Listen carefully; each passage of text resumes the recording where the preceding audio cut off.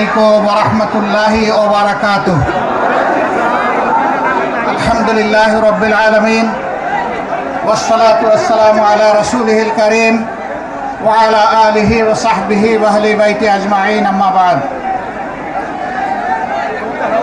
বাংলাদেশ জামাত ইসলামী গাজীপুর মহানগরী এবং জেলা শাখা কর্তৃক আয়োজিত সম্প্রতি বৈষম্য বিরোধী আন্দোলনে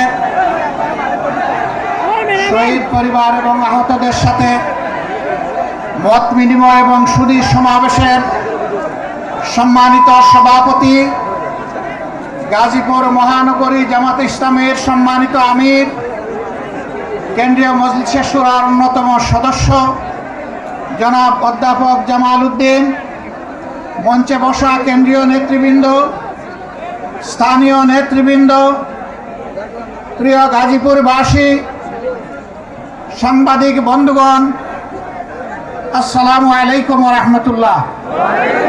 মহান রবের শুকরিয়া আদায় করছি, গতকাল পর্যন্ত মুষলধারে বৃষ্টি হয়েছে।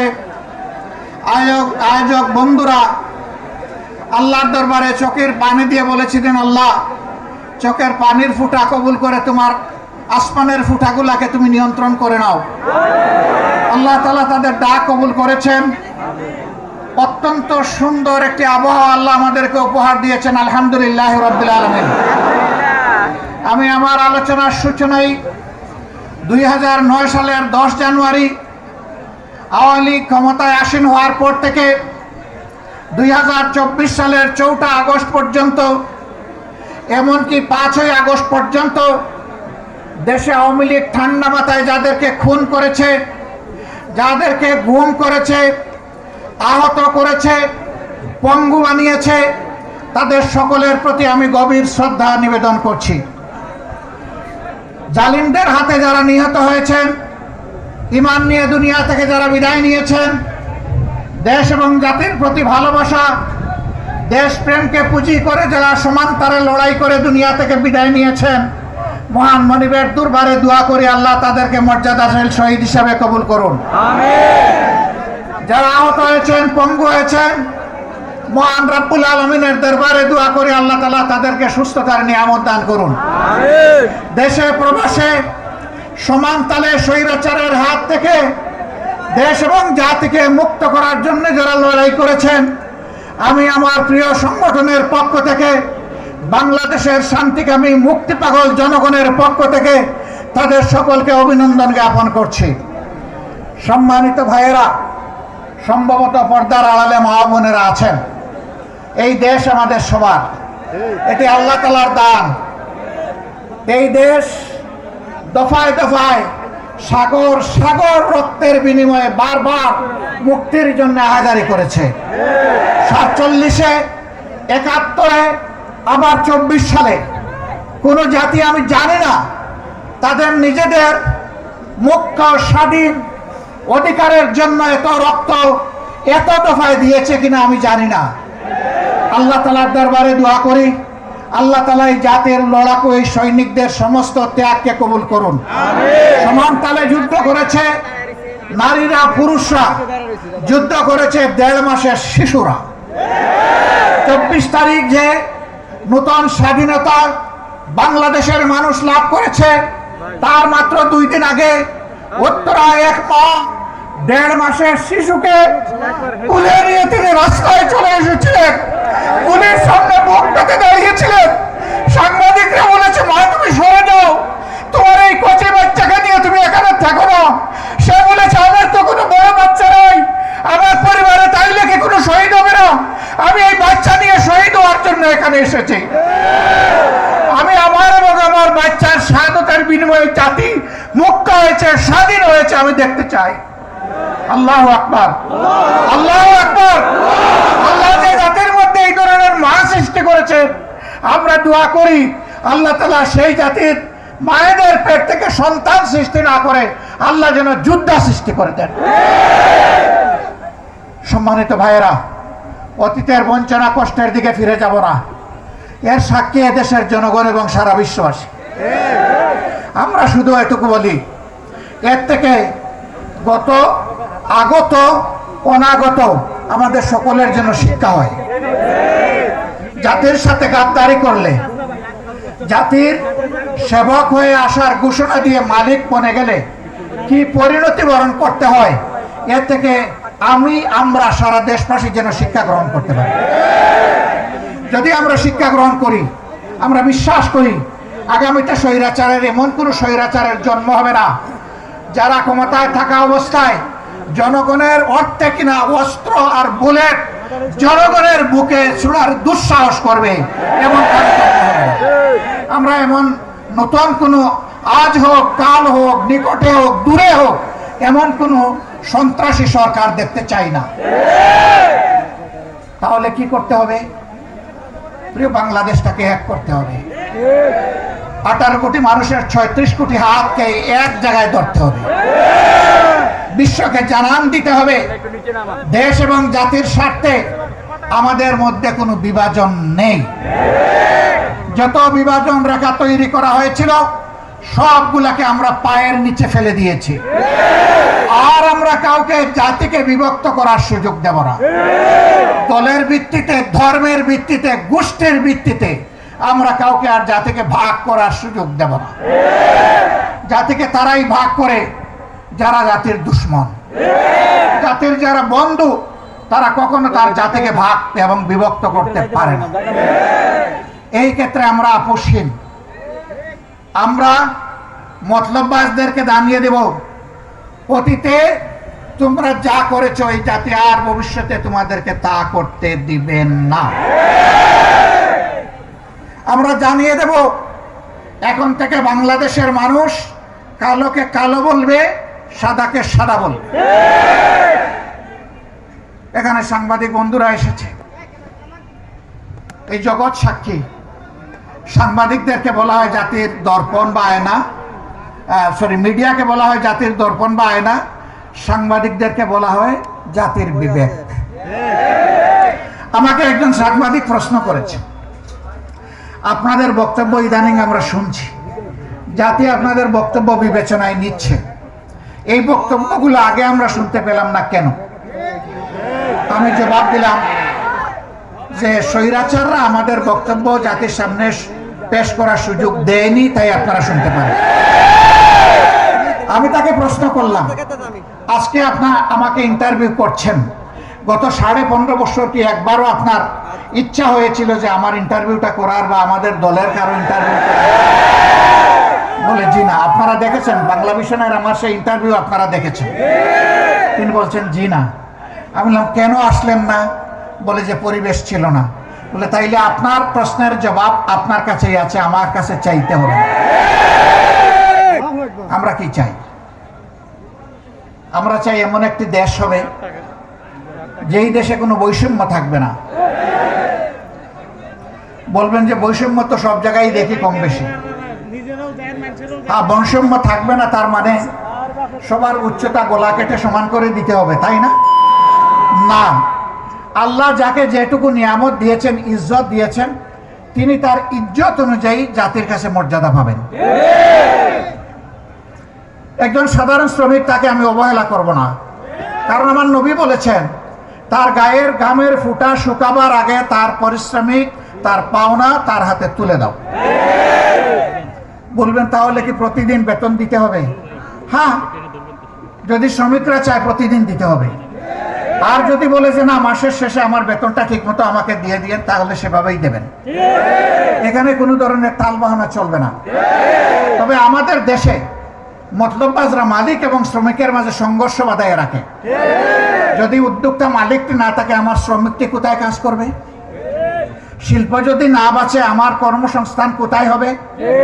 যারাই সমাজের দুশ্মন তারাই শিল্প ধ্বংস করতে চায়।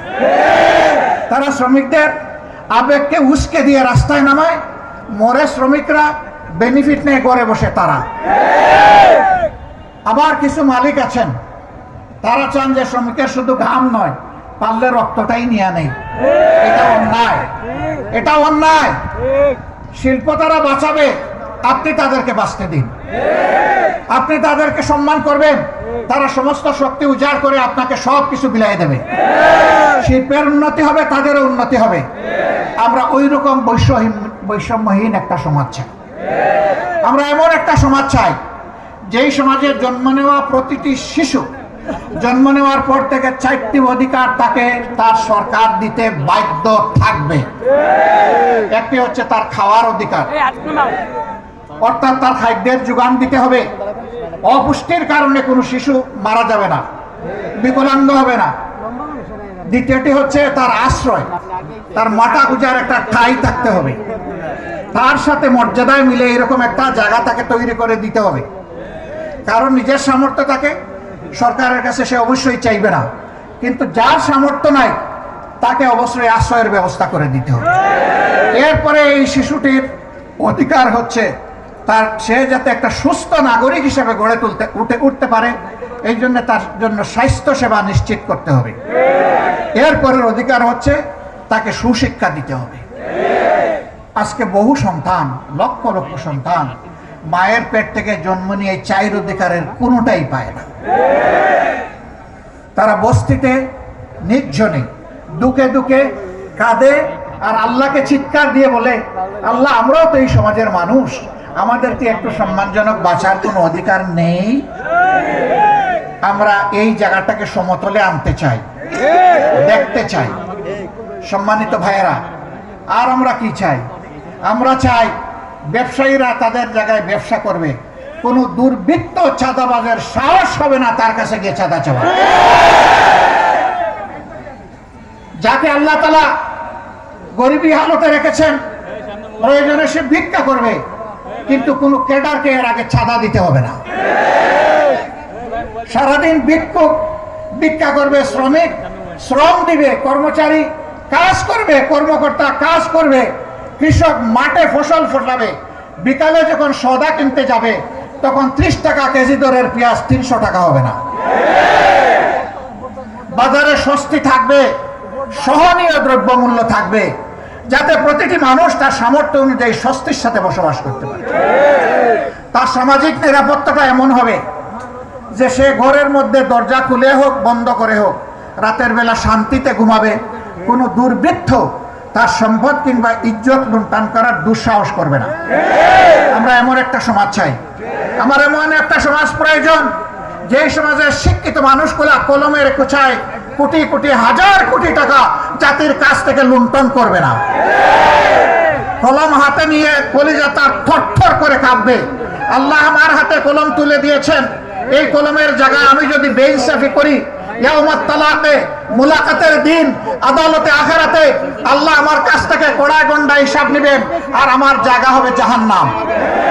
এই অনুভূতি নিয়ে রাষ্ট্রের, সমাজের প্রত্যেকটি শিক্ষিত কর্মচারী, কর্মকর্তা ব্যক্তিটি তার দায়িত্ব পালন করবে। আমরা এখন কি দেখি, নির্বাচনের আগে যিনি এমপি ক্যান্ডিডেট তিনি পায়ে ধরে বলেন যে আপনারে আমার বাবার মতো লাগে। যারা পায়ে ধরতেছেন হুশ নাই কারে ধরতেছেন, হয়তো তিনি তার ছেলের বয়সী। বলতেছেন যে আপনার বাড়িতে আসি, আপনার সাথে পরে কথা বলবো, আসেন আপনার বাবার কবরটা আগে জিয়ারত করি। এই লোকটা বলতেছে আস্তাগফিরুল্লাহ, আমার বাবা তো এখনো জীবিত আছেন, আপনি কবর পাবেন কোথায়? নির্বাচনের সময় গিয়ে বলে যে আপনারে আমার মায়ের পেটের ভাইয়ের মতো লাগে দেখতে। নির্বাচন চলে গেলে বলে তুমি কে বেটা, শালার বেটা, এখান থেকে পালাও, এখানে আসছো কেন, কিভাবে আসছো, কে তোমাকে আসতে দিল? ও বাবা, ওর তো এখন জান বাহির হওয়ার উপক্রম। আমরা ওই রকম ভণ্ড রাজনীতিবিদ চাই না, আমরা চাই উমরি শাসন। রাতের বেলা ওমরের সবাই ঘুমাবে তার রাজ্যে, তিনি খলিফা, তিনি জনগণের জন্য আল্লাহর কাছে ওয়াকফ করে দেবেন। রাস্তায় বের হয়ে দেখবেন তার রাজ্যের নাগরিকরা কে কোন কষ্টে খুঁজে বের করে পরের দিন সকালে নিজেই তার সমাধান দিবেন হাতে তুলে। আমরা সেই রকম শাসক চাই, গ্রামের মেম্বার থেকে শুরু করে পার্লামেন্ট মেম্বার পর্যন্ত, অফিসের পিয়ন থেকে শুরু করে বঙ্গভবনের প্রেসিডেন্ট পর্যন্ত আমরা ওই রকম পদাবির ও দায়িত্বশীল শাসক চাই। এই শাসক হলে আপনারা কি মন খারাপ করবেন? এরকম শাসক চাইলে আমরা সবাই চাই, কিন্তু সবাই চায় না। গরম ভাতে বিড়াল বেজার। গরম ভাত হলে মালিকের ভালো লাগে খাইতে, কিন্তু বিড়ালের যে মুখ পুড়ে। যারা মতলববাজ, লুবি, লুটেরা, তারা এটা চাইবে না। বলবে যে তারা কারা? তারা আপনাদের সমাজের লোক। এই সমাজ থেকেই আপনাকে বাছাই করে নিতে হবে। আল্লাহর আসমান থেকে আল্লাহ ফেরেশতা পাঠাইয়া এমপি এবং গ্রামের মেম্বার বানায় দিবেন না। এই মানুষের মধ্য থেকেই আল্লাহ চান যে মানুষের সমাজে শৃঙ্খলা বিধানের জন্য, ন্যায় বিচার কায়েম করার জন্য আল্লাহ কাউকে না কাউকে দায়িত্ব দেবেন। এখন আদালতে বসে, আমাকে মাফ করবেন, আমি কাউকে কষ্ট দেওয়ার জন্য বলছি না, বাস্তব অবস্থার জন্য বলছি। আদালতে বসে একজন বিচারক যদি ঘুষ খান, আদালতে বসে কোনো বিচারক যদি বলে আমি শপথবদ্ধ রাজনীতিবিদ, তাহলে তার কাছে কি ন্যায় বিচার পাওয়া যাবে? যাবে না। আমরা কোনো শপথবদ্ধ রাজনীতিবিদকে আদালতের বিচারক হিসাবে দেখতে চাই না। একজন সরকারি কর্মকর্তা কর্মচারী, তিনি রাষ্ট্রের সেবক, কিন্তু দল, গোষ্ঠী কিংবা ব্যক্তির সেবক নন। আমরা এমন কোন কর্মকর্তা কর্মচারী আগামীতে দেখতে চাই না যে যাদেরকে বাধ্য করা হবে রাষ্ট্র, জনগণ বাদ দিয়ে গোষ্ঠীর পূজা করার জন্য। এমন একটা দেশ আমাদের সকলের কামনা। সেই দেশটা আমাদেরকেই গড়তে হবে ইনশাআল্লাহ। বাংলাদেশ জামাতে ইসলামিক কমিটেড 15.5 বছর ইতিহাসের বর্বরতম নির্যাতন চালানো হয়েছে জামাতে ইসলামের উপর। 1-2 করে 11 জন শীর্ষ নেতাকে হত্যা করা হয়েছে, জুলুম করে বিচারিক হত্যাকাণ্ড ঘটানো হয়েছে।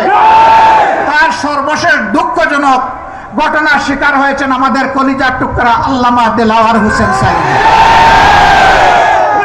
শহীদ আমিরে জামাত মাওলানা মতিউর রহমান নিজামী থেকে শুরু করে, অধ্যাপক গোলাম আজম রাহিমাহুল্লাহ থেকে শুরু করে যাদেরকে হত্যা করা হয়েছে, আমরা দেখতে চাই এই জগতে সেই হত্যাকারীদের বিচার হয়েছে।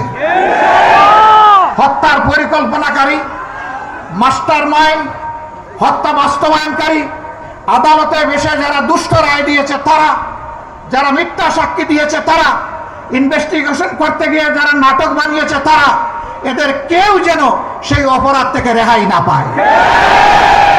সম্মানিত বন্ধুগণ, শুধু কি আমাদের নেতৃবৃন্দকে আর কর্মীদেরকে হত্যা করা হয়েছে না, এরা গোটা জাতিকে হত্যা করতে চেয়েছিল। সেনাবাহিনীর 57 জন কমিটেড চৌকস দেশপ্রেমিক অফিসারকে নির্মমভাবে ক্ষমতা আসার মাত্র 2 মাসের ভিতরে হত্যা করা হয়েছে। পিডিআর বাহিনীকে ধ্বংস করা হয়েছে। নিজেদের ক্ষমতায় যাওয়ার সিঁড়ি হিসাবে তাদেরকে বলির পাঠা বানানো হয়েছে। এই সবগুলার বিচার চাই।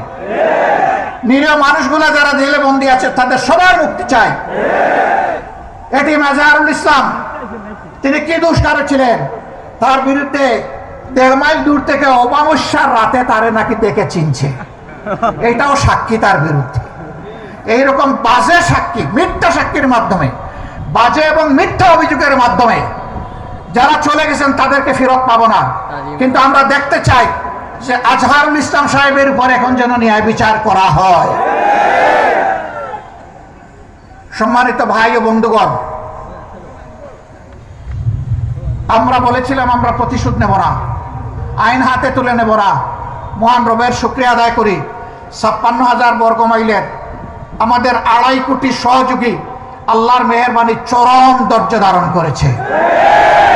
কেউ বলতে পারবে না এত বড় পরিবর্তনের পরে তারা কারো গায়ে হাত দিয়েছে, কারো ইজ্জতে টান দিয়েছে, কারো কাছে চাঁদা চেয়েছে, রাজপথ অথবা ফুটপাত দখল করেছে, কোনো ব্যবসায়ীকে হয়রান করেছে, হুমকি দিয়েছে।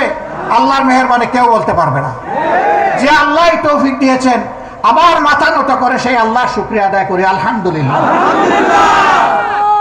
আমরা আমাদের ক্রোধকে পায়ের নিচে ফেলেছিলাম, আল্লাহর কাছে চেয়েছিলাম, আল্লাহ এটা যদি বিজয়ের প্রাথমিক আলামত হয়, এখানে গোলামদের, বান্দীদের অহংকার করার কোনো জায়গা নেই।